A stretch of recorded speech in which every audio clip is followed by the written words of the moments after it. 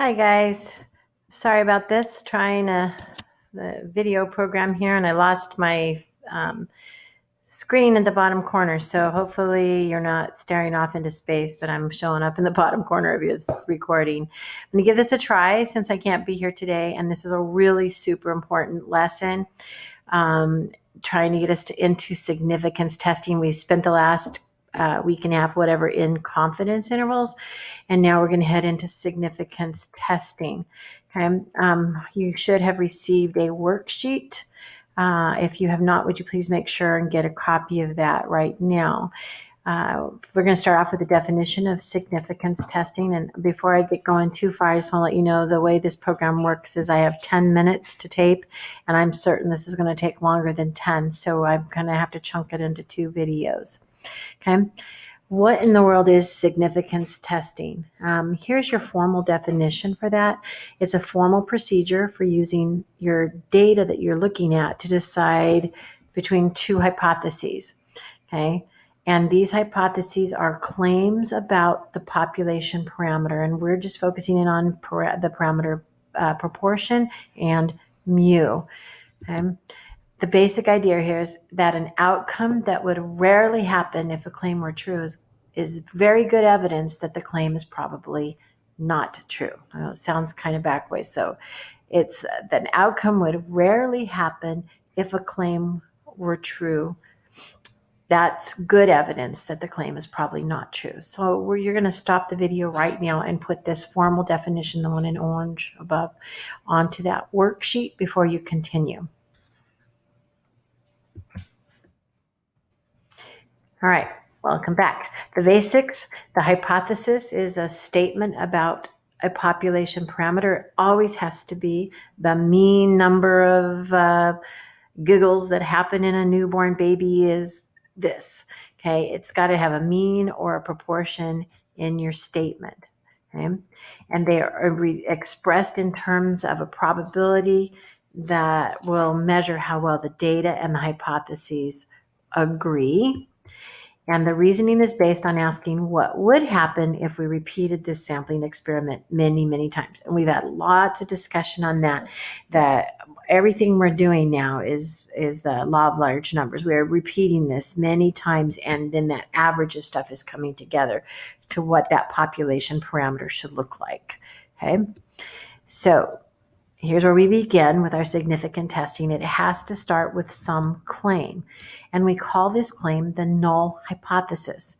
It's a statement of no effect. There's no difference, no change to what has been stated. If the newspaper reports that this is the case, then that is your null hypothesis. If they say 20% of Americans like Crest toothpaste, then 20% of Americans like Crest toothpaste is your null hypothesis. So the test is now going to be designed to assess the strength of the evidence against this null hypothesis. Notice how it is written. It's written H sub 0. That's the null, nothing, no change. Okay? So that's the claim we take, and we will test that against what we're going to call an alternative hypothesis. And that's a claim that about the population we're trying to find evidence for.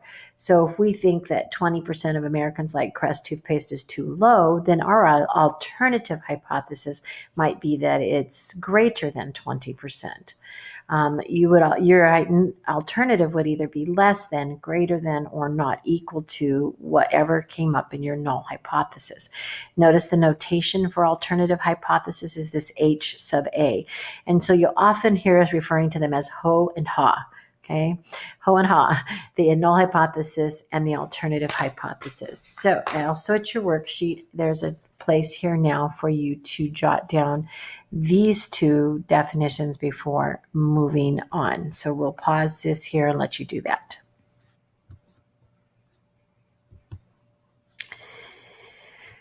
Okay, so how do I go about this? I've got my null hypothesis. I see some claim and I want to figure this out. So my hypotheses are always got to refer to some population.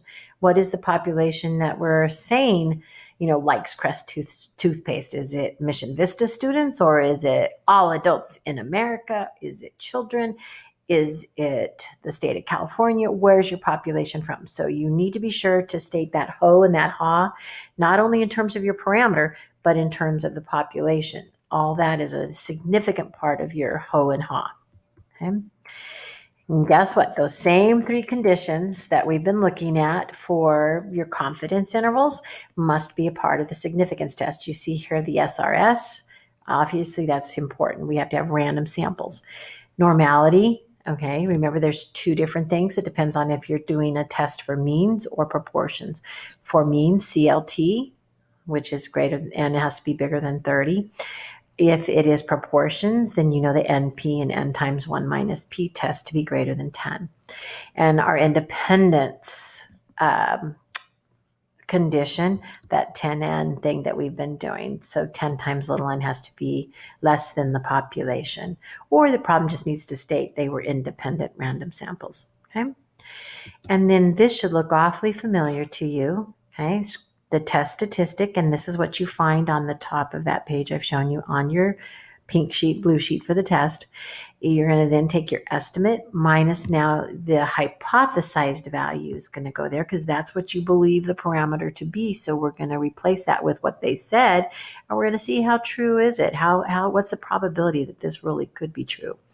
And you're going to divide it by the standard deviation of that estimate. Okay, so your example there is the mean one.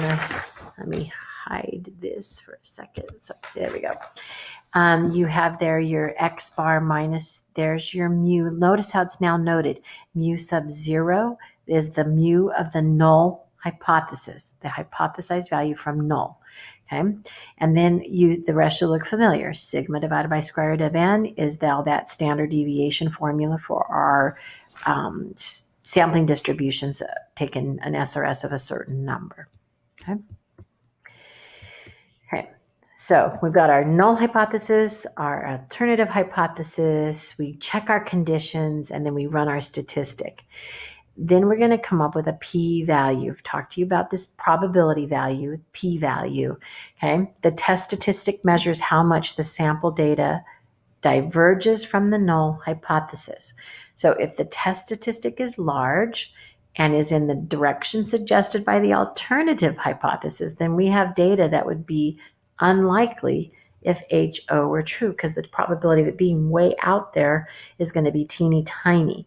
Okay, so we make unlikely precise now. We don't just say it's unlikely. We say we get a probability, we get a p-value out there under the curve.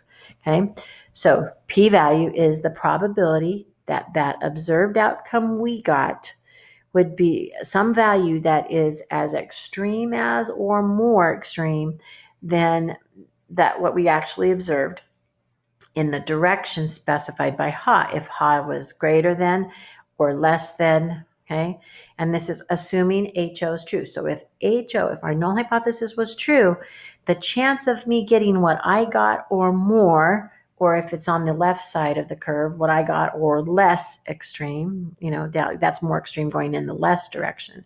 Okay. The probability of getting that out there is going to be teeny tiny under the curve. And so unlikely to have happened just by chance. So that means maybe our null hypothesis is not correct. So on your worksheet right now, there is a spot for you to write out.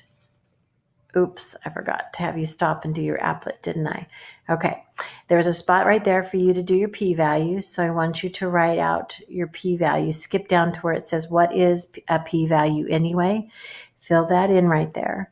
And then I'm going to ask you to stay paused in this video and go to your applet that I put into Google Classroom for you. And it's the name of the applet is the reasoning of a statistical test.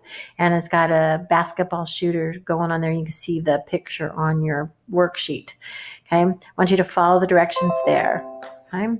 And we'll come back after you've played with that for just a little bit. Notice it says here to check the show probability box and then shoot 100 times and then change shooters and give that a shot.